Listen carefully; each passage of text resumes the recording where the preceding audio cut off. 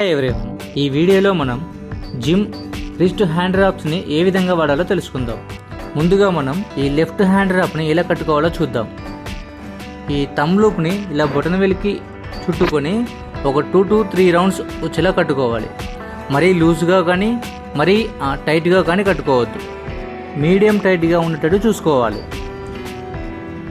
ఈ విధంగా స్లోగా హ్యాండ్ చుట్టూ 2 to 3 రౌండ్స్ వచ్చేలా కట్టుకోవాలి.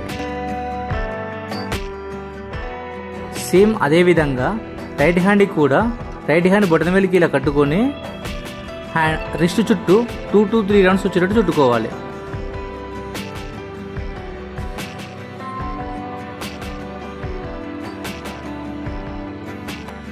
హ్యాండ్ ర్యాప్స్ వల్ల యూజెస్ ఏంటి, హ్యాండ్ ర్యాప్స్ని ఎలా వాడాలి, ఎలా వాడకూడదు అనే ఫుల్ వీడియో చేశాను. ఇక్కడ కింద లింక్ ఉంటుంది, చూడండి.